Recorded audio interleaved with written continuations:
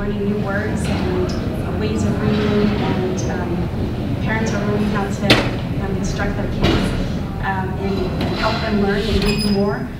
We have a summer reading program, of course, every year, which is an exciting program that we'd love to have more kids participate in. And we're trying to redesign it a little bit to make it a little more accessible for our students, because we know a lot of kids oftentimes are traveling during the summertime, and we have a very structured program right now, so we're looking at making it more flexible, but with the whole goal of helping kids read and encouraging kids and families to read together.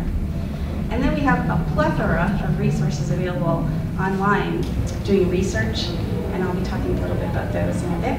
And we're places for people to study and learn. I've talked to people who say their kids like to go to the library because it is quiet. So they like to find a quiet space to be able to study. But it's also a place for people to gather and do projects together. So we really are looking at our spaces and trying to think how we redesign them to make them those community spaces where kids can be more collaborative and have the space to do that.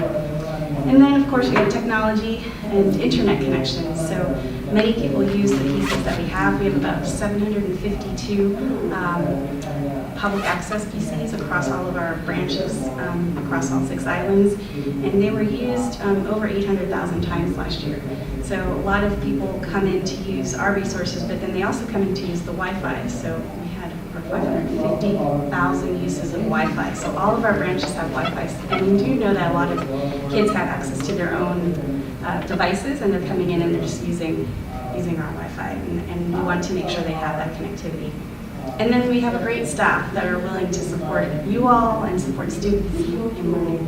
I have a quick question. So how many of you are teaching in elementary schools? Elementary? Okay. How about middle?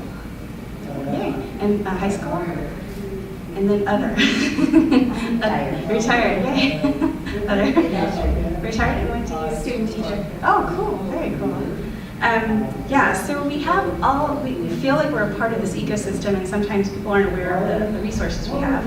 And so today, thank you so much for taking time to come here, because there's a lot of great sessions going on. Before I get to those resources, though, I wanted to let you know that this is something we're actually thinking about as we design our programs and our services in the library, because I really do think this is true from the late Alvin Toffler, that the illiterate of the 21st century won't be those who cannot read and write, but those who cannot learn, unlearn, and relearn. And so as we're designing our programs for kids, for teens, for adults, as we look at the resources that we're developing, we're really trying to focus in 3 areas. We're trying to balance physical and digital. We still have a lot of physical books to read. A lot of people think, well, we're going to be completely digital, we don't need books anymore. But I think we're finding that they both have different uses, and sometimes we use physical and sometimes we use digital, and we still have a lot of preference for physical over digital, and not just among older folks. We're also looking at how do we seamlessly create navigation between our physical and our digital resources. So how do we help you understand if you're in the stacks and you look for a book that it's not there, that something tells you, oh, but there's an electronic version that you might want to download. So how can we help people navigate those choices more? And then how do we continue to provide more opportunities for skills to navigate, learn, unlearn, and relearn? And one of the first things, so what do we have? One of the first things we've done is we have redone our website, which I don't know if anybody has used our latest version of our website. It's completely different. This is really interesting. Isn't it relaunched in the website? It was working last night. So this is our new website, and it's designed, we have a user experience designer help us look at how do we help people really find the resources that we actually have. Our former website was really difficult to navigate, and it was hard to understand what we had. So there are 2 ways to navigate our website now. There's a top bar that you can navigate everything. So if you hit browse, you can see that you can search our collection to grab something with your hands, and then you can just download to your device. So you can look for all the ebooks and audiobooks that we have, and audio magazines that I'll talk about in just a minute. If you want to find some good reads, we have recommendations for for different grade levels. And so for instance, 4 through 6, these are refreshed probably every couple of months. We refresh these books and make recommendations of things that folks who are in this grade range might want to read. And when you click on the link, you can actually go and put a hold on it or find out where it's available. If you'd like to go to a program, this is something new to our library website. Who has a favorite branch they like to go to? Yes. You can now see what programs are happening in your library and what are the upcoming programs that are happening, which we did not have before. So you can see story times. So everything that you want to know, what's happening, what local programs are going to be happening, you can now find through our website. How often are the events updated? They're doing it daily, so as soon as they have a program, they're adding it to the calendar. So you can really look, and you can look for things by topic or by a focus group of target audience. So yeah, every library is adding, so it's very exciting. Before, I think we only would highlight just a few things, but now you can see everything. Because now you can see it across the island, as opposed to if you only go to one, you don't know there's some really cool thing happening, just a few libraries, just 20 minutes away. Exactly. And if you had a favorite speaker that you knew was going to be at one branch or a performer, you can actually search for that performer and then see where else they're going to be, what other branches they'll be in. So it's really nice. So you can find out what's happening, which is really exciting. We have a click that's just learn something new, and this is where we have all of our courses like Gale. Gale courses are amazing. You can learn how to write, you can learn business skills, technology skills, and this is all just with a library card. These courses are synchronous, so you sign up to take a course, and then there are set days to take the classes.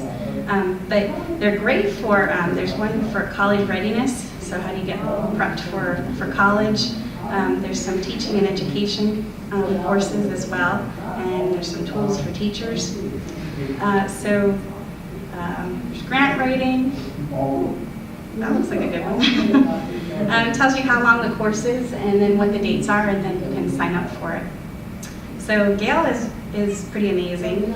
And then I'll be talking showing you Mango languages. And then we have the Microsoft Imagine Academy, which once you go through Microsoft Academy and all of their different networking and it's all of their products, you can then take the certification tests and get the certificates.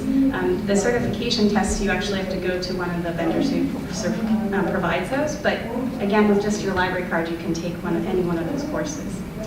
And so what we've done is we've also taken those courses and tried to put them into areas that people, if you didn't really know which one to start, you could pick maybe a category and say, well, really, I want to get prepared for college. How do I get prepared for college? And then we point you to the resources that would help you get prepared for college. Under research, there is information about all the resources we have. There's a newspaper guide to let you know what kinds of newspapers we have, what dates and where they're located. And then under here, these are the databases that we have. And I'll be talking about those in just a second. And we made this interesting decision. Database didn't mean a lot to people. We didn't have a lot of usage of our databases, and then we changed the word, and it looks like some people do know what database means. So we're going to be changing that again to say databases, but this is where our databases live. And then if you want to connect to the community, you can become one of our friends. You can reserve a meeting room. If someone needs to take a proctored exam, we have some libraries that do we'll do a proctored exam, and then also watch live casts. And then you can connect with us, so you can ask a librarian online a question and get a response. You can give us feedback, and then of course we're on all of the major social media. If you want to know more about your library, so let's pick Mililani, since that's the one we visited to see what were the programs. We have a page now that has all the hours, has a little map. Tells you how many parking spaces there are. And we're in the process of renovating a little bit too, which is really exciting. A little bit about the branch, and then it will actually populate the upcoming events. So if you don't go to events, but you just go to your branch, your favorite branch, you can see what events are going to be happening there as well. And then we have a whole section on how to. So how do you get a library card, how to use our mobile app, how do you request items. We also have a passport service out of the downtown library, so if people are looking to get passports, they can get more information about how they can do that through the library. And then we're starting a new area called I'm A, where we're starting to curate information that we have at the libraries. And we've started with I'm a kid and I'm a teen, but we'd like to expand it to I'm a teacher, I'm a parent, where we can direct people to the kinds of resources they might be interested in versus trying to figure out what we have and where is it. So this is just the beginnings of this. We just started this, and it really isolates all the things that would relate to that population of the audience. And if you go back to our homepage, so you can navigate just at the top, and you can always do a search of our catalog right at that top box, or the website as well. If you navigate this way, we're collecting stories of the community, so people are sending us why the library is important to them and what are the resources that they use. And we're starting to get students who are telling us about their stories and why the library matters to them. And then our blog, which has any updates about things that are coming up or programs, services that we have. And then do more than just read, highlights that you can attend an event, you can learn something, or you can do research on a topic, and this is another place to access our databases. And we've taken all of our databases and we've put them into categories. So again, you don't have to look at a list of 92 databases and try to figure out where to start. You can start here. And we also have advertisements for upcoming events. These change, and you'll see events from all over the state. And then we have learn something new. Every day you can learn a Hawaiian word. We also have a Shakespeare insult generator, and we have a quiz that you can take that relates specifically to Hawaii. And then of course connecting to the community. So hopefully this website will help people navigate more easily to the resources that we do have. And again, before it was a little difficult to figure out, so hopefully they will find them. We also have yearbooks, we have quilt patterns. On the Big Island, Honoka'a has Portuguese ship manifests for people who are doing genealogy studies. We have songs, we have seed libraries, and we also have the talking books, which is the Library for the Blind and Physically Handicapped, which is a great library for people who can't read standard print because of some kind of visual or physical disability. So if you know of students who have dyslexia or have challenges with their eyesight or even with their or physical challenge, they can use the Library for the Blind. And it's a great library. You sign up for it and then books are shipped to you. There's a whole program around it. So it's an amazing program. So for electronic information, we have Overdrive for ebooks, and we have 54,000 plus ebooks we're adding almost every day. We have a lot of popular fiction, we have nonfiction, and a whole variety of books that can be downloaded. How many of you have used Overdrive? Yay! Do you use it often? I used it when I taught an FSC class, fully self-contained, over the summer. And I would find books that I could have them look at on the projector. Oh, I would great. project the book and then I would read it to them as well. Oh, great. We're working on another product called BookFlix that will actually be good for pre-K through about 4th grade. That will do the same thing. It'll read books to you, and it has a fiction and a nonfiction component to it, and then there's a lot of comprehension games associated with it too. So you'll be seeing that come out in the next couple of months. But for Overdrive, there are tons of books. You have to create an account that gets associated with your library card, and once you do that, you can download books to any device. I read on my iPhone and my iPad, and on also my laptop sometimes.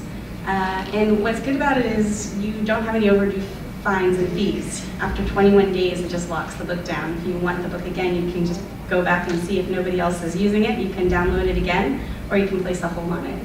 And what's cool about the holds is when the book is available, you'll email message, and it's almost like a Christmas present when you get the email message like, yay, it's available, I can go get my book. There are special collections that have been curated for kids and for teens. So at the top of that screen, there are kids and teens, and when you click on those, these are books that are just for kids and teens. So there's a whole section for borrowing lots of educational, but also just fun titles. And the trending is what are people reading right now. And they have swim lanes, so you can keep looking at this. They have a new interface too. The swim lanes allow you to look at all the books that are available. And you can also you can filter. So if you are only looking for books that are a certain kind of book, or if you're looking for books that are available now, if you see a whole bunch of borrow, like they're all borrowed out, you can look to see what's just available now. And then for teens, these are the titles that are available for teens. That's old stuff now.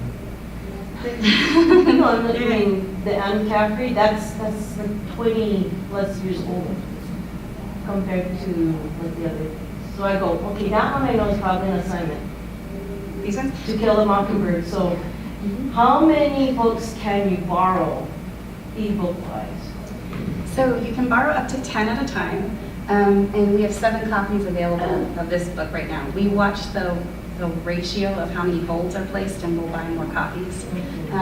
It depends on the publisher, because every publisher has a different way of managing their electronic books. So we watch what the ratio is. Because one of the things that I know at the high school level is if all the teachers are going to be assigning a certain book and they don't have enough classroom copies, we were thinking, okay, let's tell the kids go to the library and borrow out the book.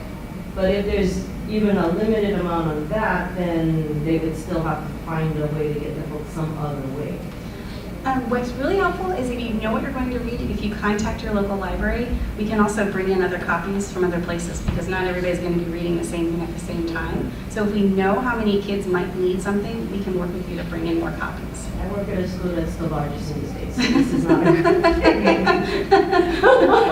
I know it's difficult, but we'd be happy to work with you, though, Okay. in finding more copies. I was just talking to our 9th grade teacher, and she was asking, do we have enough books to give out to the kids? And then the other teacher is working with her LitCon group about promoting e-books. It's like, oh, maybe we can do it that way. Oh, no, it's not going to work if there's only like 7 electronic books at the... For that one title. Yeah. Okay. Yeah, I think, and again, it's the cost of per book, and with Overdrive, they have most of the publishers. There are very few that have unlimited access to books. And usually the ones that do, the titles aren't the newest or the latest or the freshest, and it's just because of the agreements with the publishers. But again, if you know that you're going to have a whole class reading a certain book, if you let our librarians know, they'll try to help you find more copies. Or we can do an interlibrary loan and pull in copies from around the I'll island. talk to my team and see how they're doing. Maybe we can work something out with our library also. We'd be happy to help. Thank you. Yeah. I know it's a challenge, and I think sometimes this works against us because a digital environment implies that you should just have access to something right away. And you get to our website, like, I want to read this book, and then you have to put a hold on it. And I think that's frustrating for people because of that immediate gratification. But it is because it is almost like a physical shelf. It's like one copy at a time, or two or three copies, depending on how many we have. So it's kind of like a digital shelf then. Yeah, exactly. Exactly. So you can set up your account, and once you set up your account, you can actually look at what you have on your shelf. So if I click on the little books, I think that's the one that tells me it's on my, nope. Yeah, these are the things I'm reading right now that I just downloaded last night. So I have this one on my tablet for a trip. I'm headed out on a plane after this, which just looks really interesting about Molokai. And then I thought this one looked really interesting too about origami. But again, you just download it to any device, 21 days, done, or you can renew it. So it's good for a lot of people who, like myself, who it's hard for me sometimes. Even though I'm a librarian, I don't really work in the library. My building is separate, so I'm not always in a library. So I do visit a lot of the libraries. But this is a very convenient format for folks. And there's a lot of development kinds of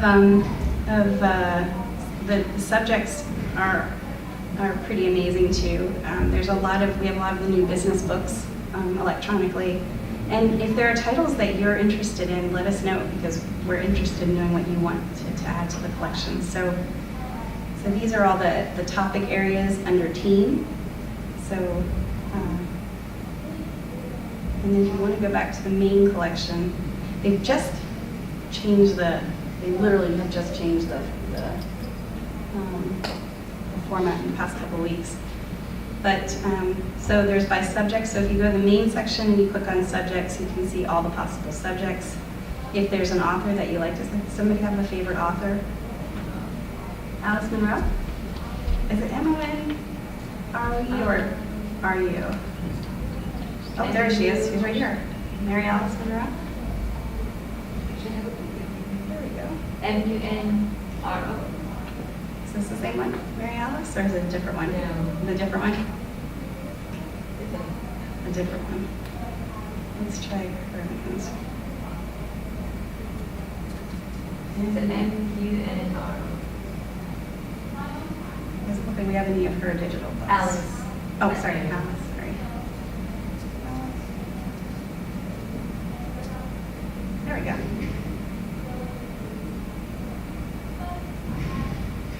Does that look right? Yeah, so looks like we do have some of her books that you can borrow. And some are on hold, but it looks like there's a lot that are available right now. Is that electronic copy? Yeah. Mm-hmm.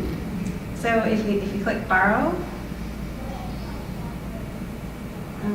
it just borrowed it for me. Yay! It's that easy.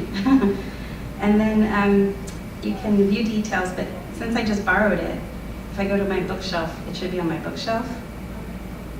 There it is. And now, if I want to download it, I can choose a format. So if you do have a Kindle, a lot of the books are available in the Kindle format. Some of the books aren't, and that's a publisher decision. But it's great if you do have a Kindle, because I know how fast it is to. What does EPUB mean?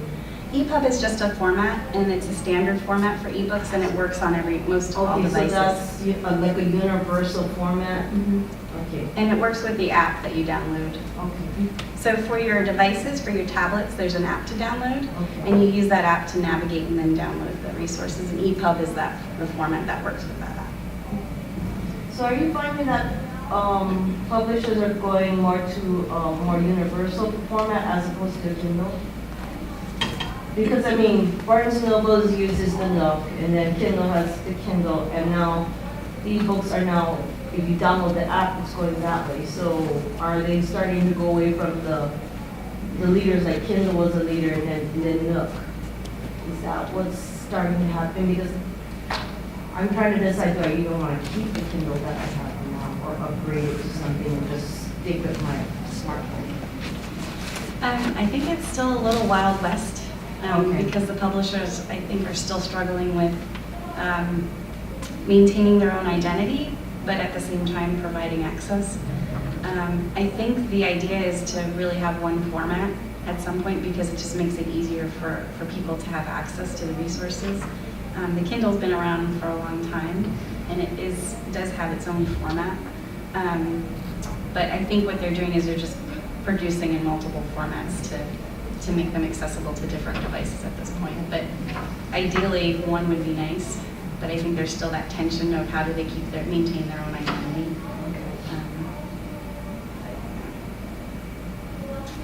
So, are there any questions about Overdrive?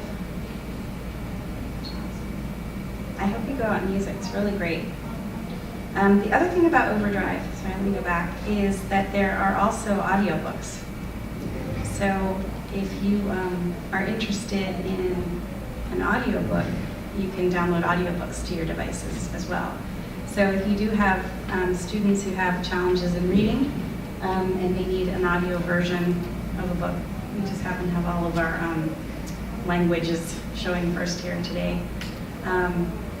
You can download that book. And we have a lot of the popular fiction books and also business books that are available in audio format too. So these are just the latest editions. So the languages we're showing, because those are probably the most recent that we purchased. But again, you can place a hold. You can download it and then listen to it. And again, I download them to my phone and I listen to them in the car. It's really great. You don't have to worry about returning a CD. Audiobook, yeah. So do we need app for downloading the audiobook as well? Yeah, it's the same Overdrive app. So when you, Overdrive remembers you as a user, and no matter what device you're on, you can pull down whatever's in your bookshelf as a user, and that same app will work for audio and for ebooks. So the app is free then? Yes. It's free app. Yep. I love the audiobooks. They're Yeah. great. My favorite one that I listened to was called The Reluctant Psychic. It's about a real life psychic and her struggle with being a psychic. And everybody who comes trying to talk to her, Yeah. right? Yeah. It's a really, really good one. And also Unsinkable by the late Debbie Reynolds. She reads her own autobiography. It's one of her autobiographies, and it's amazing. And she uses voices, and she was an imitator. She would imitate a lot of people. So, and she's telling the stories of working with people. So it's a great one to listen to. So that's Unsinkable, and the other one is Reluctant Psychic. So again, it's a way of finding more materials. You could do, like as you have done, you can project. So you could download the books and to your bookshelf, and then project the books and read with kids. It's pretty awesome, the things that you can do. So you're not limited to just using it on a device. You can project it, or if you had a smaller group of kids, you could use it on a tablet and do storytelling. So let's go back. Any other questions about Overdrive? So the databases is separate from Overdrive, correct? Yes, and I think I'll go there next. So again, all of our collections are available under Browse. So that's how you find both. You can search our catalog for everything, or if you just want to download something, that's where you'll find Overdrive. We also do have Korean books. So if you have people who read Korean or are learning Korean, we have Korean ebooks that can be downloaded as well. And One Click Digital are audiobooks. Now the one thing about One Click Digital is that they curate the collection for us, but it's always available. So whatever audiobook is available, and they tend to be older titles, but whatever title is available, you'll always have access to it and you can download it. You don't have to wait in One Click Digital. I think, well, one of the things they did have was Outlander, which I haven't read the series. I don't know who else has read Outlander. I did watch it on Stars, but you can listen to it as an audiobook on One Click Digital. Last time I checked, you could do that. So you can do audiobooks from Overdrive or from One Click Digital. And before I jump to the databases, there's one more I wanted to show you, which is Zinio. Has anybody used Zinio? Yay! Zinio are magazines that you can download directly to your device. It's the full, an actual full issue of the magazine. Does anybody have a favorite magazine? Let's see if we have it. Anyone? Good housekeeping. Good housekeeping. Okay, let's see. I think that is under Home and Garden, maybe? Could be that or Lifestyle, I'm not sure. There we go. So you basically can find it and then you can check it out. And what it will do is ask you to log in. This is another one where you have to create an account. It's attached to your library card. Thank you. And so once you create that login, then you can go download. Would you make it easier just to make the same pin for all of your, you just use your one for your library, right? Because that could be overwhelming, like, okay, which one did I use for this thing? It's a classic issue with the vendors who own the products. Ideally, what we're trying to work towards is having all of our things exist in one app versus all these separate apps. It's going to be a slow process because we have to work with all the different vendors. But you basically just have to download, and I'm struggling because, of course, I can't remember my login right now. But I think I can use my barcode. So see how you can use your email, your barcode, or username? They're trying to make it easier for you, which is a good thing because passwords are so hard. Oops, it doesn't like my barcode. What? It is a challenge with the libraries, as I was saying earlier, that we are trying to build things that are easier to do, and what happens is they all have their separate thing, and so it does make it confusing for the user. So we are logged in from there. Okay. So now I can check it out, and then I can start reading it right now, or if I was on my device, I could just download it to my device. So it's the full magazine that you can Wow, read. including ads. The whole thing. The whole thing. It's nice because you get to keep the issue. So the issue never goes away. I love cooking magazines, so I just keep those cooking magazines, and then I have all the recipes. So unless you want to delete it to create more space, these magazines are yours. Wow.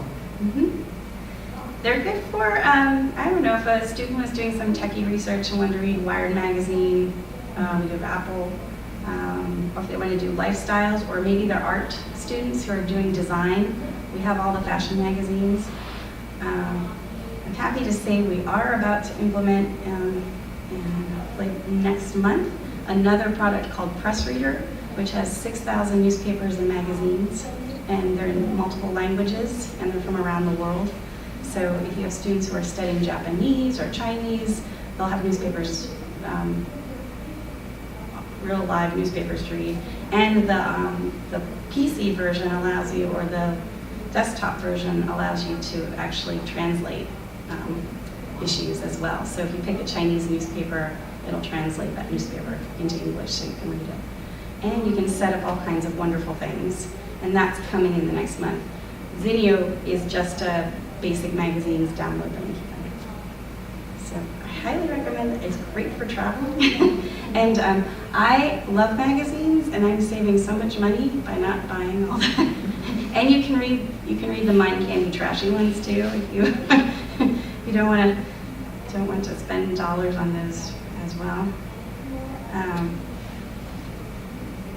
So I think we have like us people. You can catch up on all the people you don't know who they are. At least that's what I do. I don't know a lot of the new stars.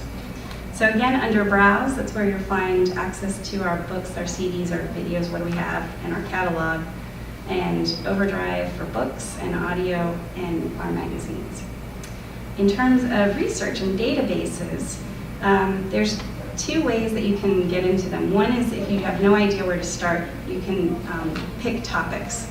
And you've put them into a variety of different topics, including some that relate specifically to grades, because we have databases that are designed for kids who are in specific grade ranges.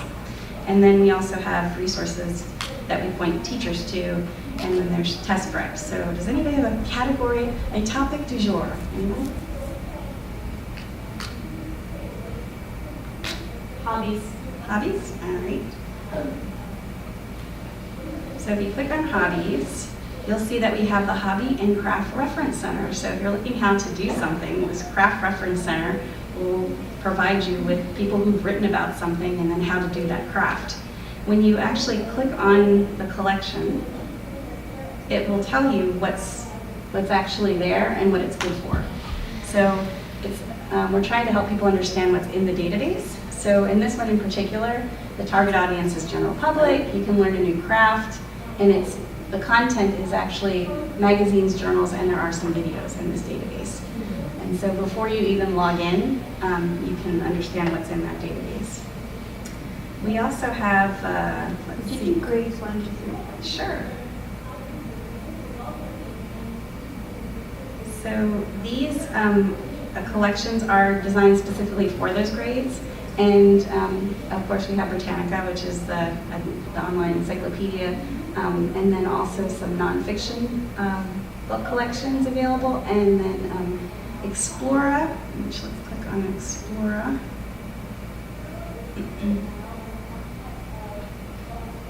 Which is another tool that could be used for homework, so when they're trying to do a report or a study on a particular topic. What's great about these databases too is that they also have images that students can use in their reports. A lot of times there are copyright issues, just grabbing stuff off the internet. When they're using these databases, they do have images that can be used in their reports and in their presentations. There's one for biographies, so students who are doing a biography, these are all vetted databases that have information about those, about particular people. And a lot of stuff you can find on the internet is true, but it's also good to have vetted databases. So the library is subscribing again to 92 databases that are behind a paywall.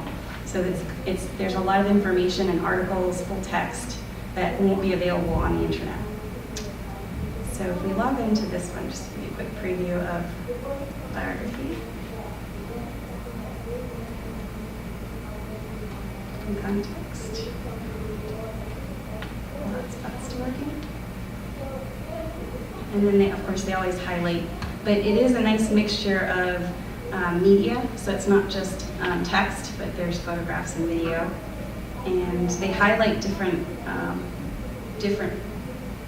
people who are of importance or have been searched.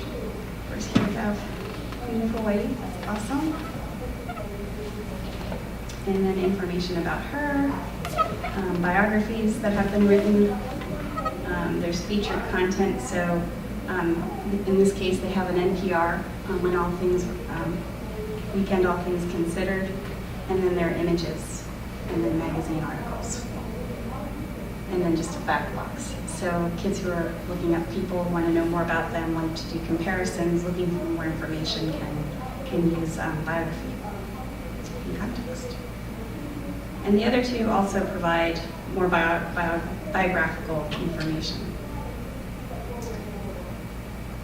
And the other one I wanted to show you all is test prepping. There is this awesome, has anybody heard of Testing in the Education Reference Center? This is an amazing tool because kids can prep for almost any class taking online tests to prep for them. We're just talking about taking no tests. Since they're still around, there's a tool to help prepare for them. And what's really great about this is if you are trying to figure out, I want to be a nurse, it tells you what kinds of certifications you would need, and then also points you to how to practice for it, resources for it. And a lot of students don't know that they can prep for free using this online reference testing center. And so with there's high school tools, there's college prep tools, and there's even grad school tools. So if you're looking to change your career or do something different, or you know somebody, you can do that as well. Something interesting has happened. It's still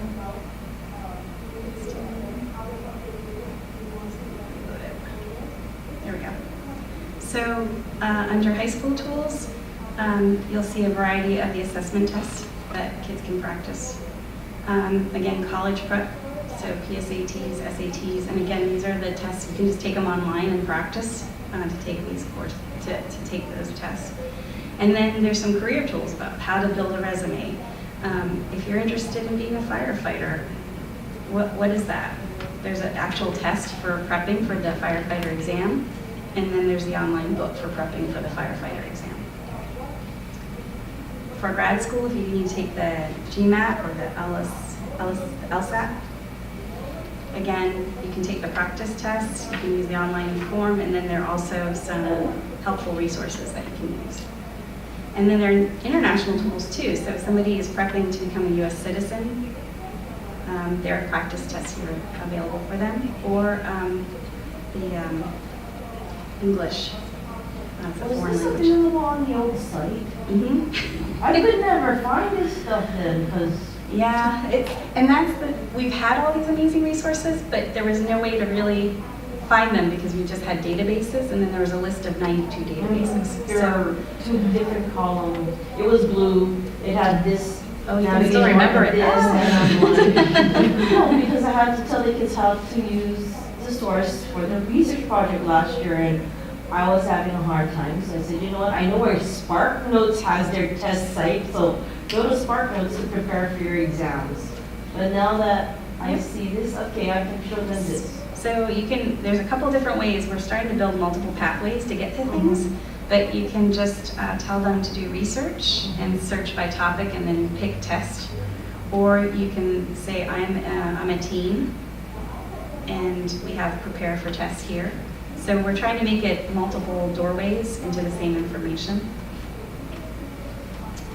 So if you do happen to know all of our databases, all 92, and you know exactly which one you want to go to, and you don't want to have to figure out which subject we put it in, we just have a massive list that you can just says view all, and you can find the database and go directly to it.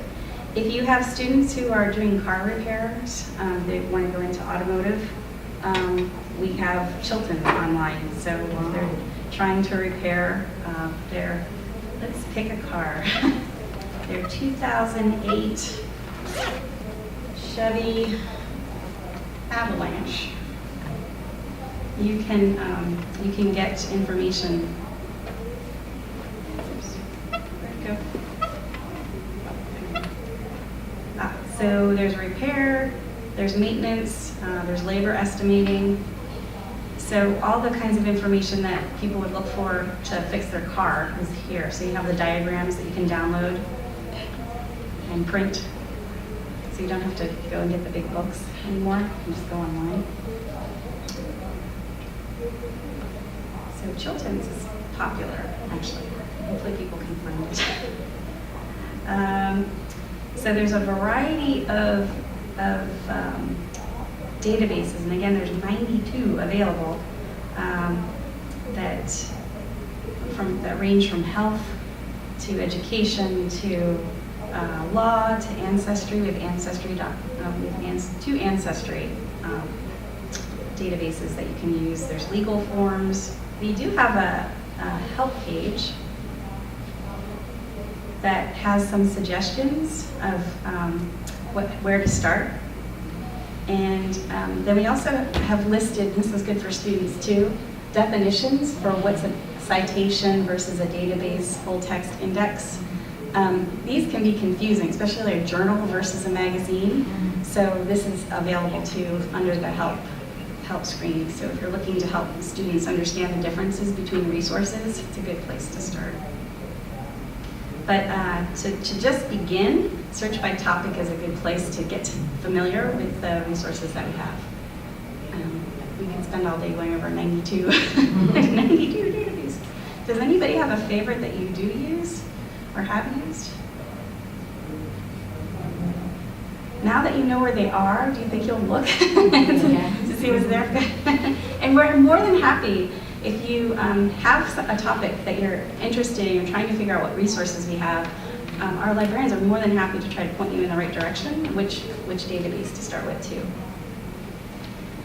So that's research. Any other questions about the databases?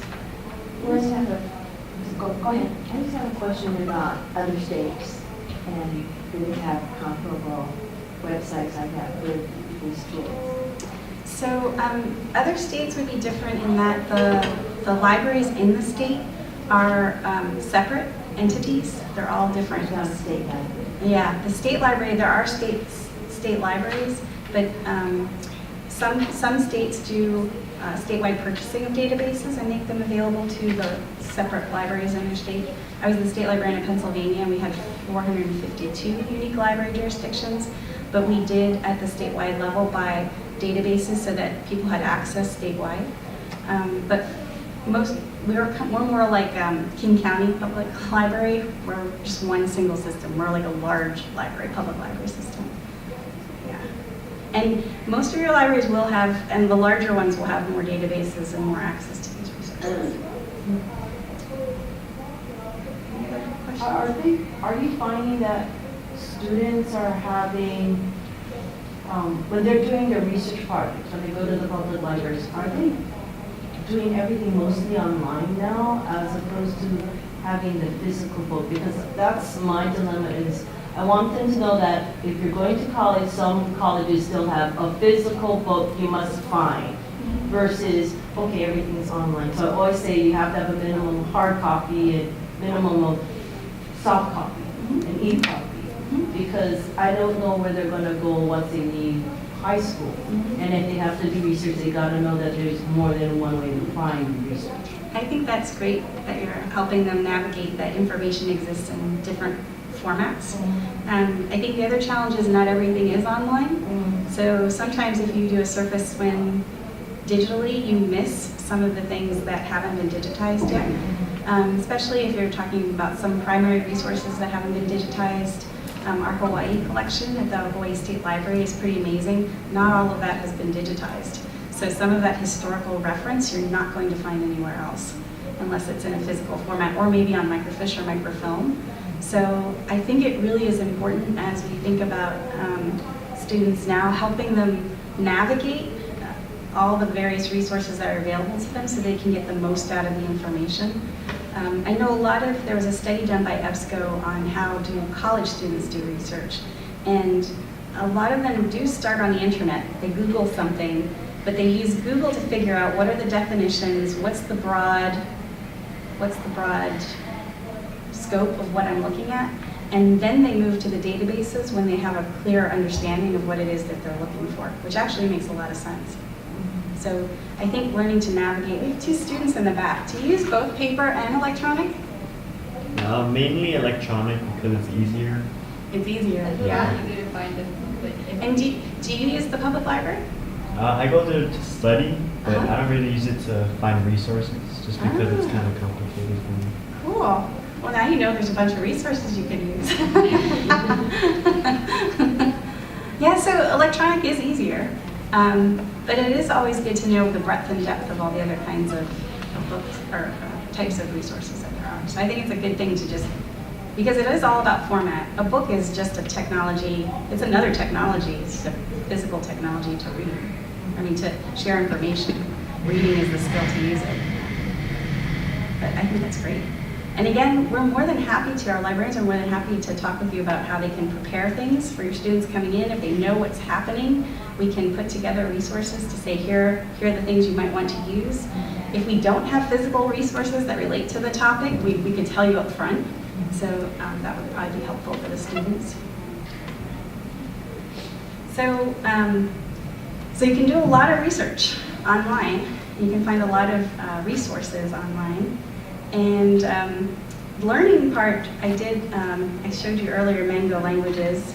I really like Mango Languages because it is a fun way to learn. And we used to have another product called PowerSpeak, but they both have languages, but Mango has Hawaiian, and it also has a very robust learning English collection. So if you're learning English, you can actually select languages, click on languages, learn English, and then you pick what are you learning English from, and so then it's teaching you in your language to learn English.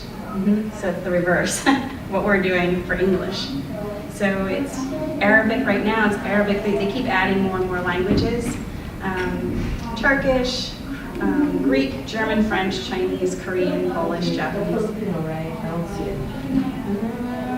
Not yet. Okay. They keep adding languages. Okay, but you have Spanish. I have a friend who just started teaching ESL. So she has one student who just came from Honduras. Who This would be doesn't know English. this would be a good place to afternoon. start. Yeah.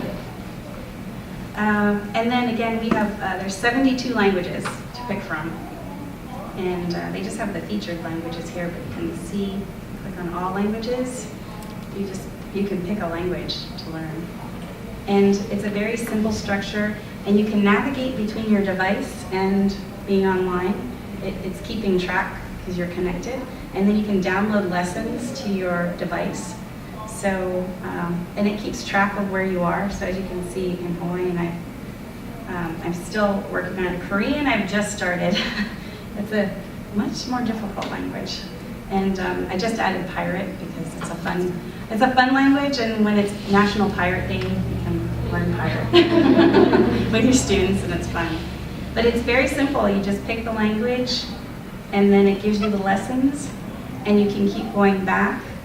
And there's a lot of, it's visual, and it's also... Listen and repeat the following, O kanani ko'ui noa. which means, my name is Kanani. So you can hear it again. You can see how it's pronounced. You can do your voice, so it can compare what you say with what's said. So it's actually really cool. So for any student who wants to learn a language, is learning a language, this is a great place to start. And again, just with a library card. All you need is a library card. I think Mango is where I was going to finish off showing you all the resources. Are there any other questions that you have about the library?